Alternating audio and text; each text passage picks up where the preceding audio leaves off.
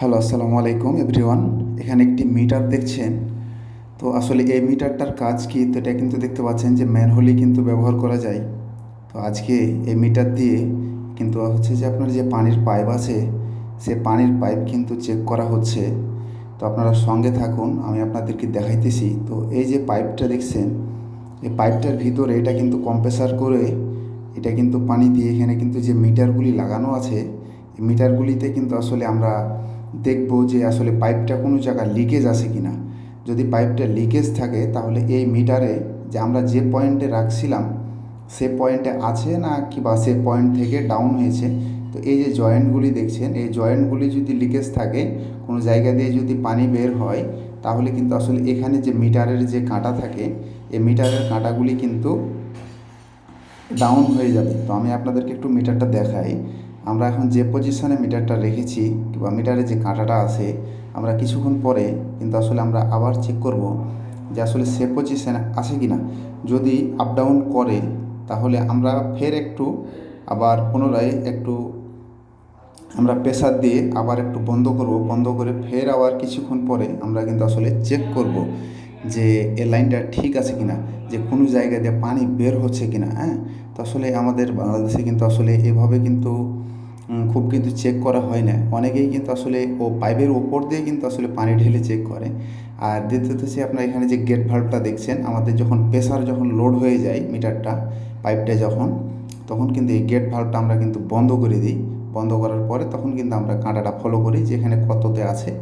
হ্যাঁ, তা আমরা এটা যখন কিছুক্ষণ পরে যখন চেক করবো যে আসলে ওই নাম্বারে আছে কি না, কিংবা ওই পয়েন্টে আছে কি না। যদি পয়েন্টে যদি থাকে তাহলে আমরা জানবো এবং বুঝবো যে এই আমাদের পাইপটা ঠিক আছে, কোনো জায়গা লিকেজ নাই এবং কোনো জায়গা দিয়ে পানি বের হচ্ছে না। তো দ্বিতীয়ত হচ্ছে যে আমাদের বাংলাদেশে কিন্তু এভাবে কিন্তু আসলে অনেকে চেক করা হয় না। তো অনেকেই কিন্তু আসলে বিভিন্ন প্লাস্টার কিংবা টালিমালি করা হয়ে গেলে কিংবা লাইন করা হয়ে গেলে দেখা যাচ্ছে যে আপনার বেশ কয়েকদিন পর হচ্ছে যে আপনার পানি লিকেজ করে অনেক ধরনের সমস্যার মুখে পড়তে হয়, কিংবা পাইপ খুলে কিন্তু আবার এটা রিপেয়ারিং করতে হয়।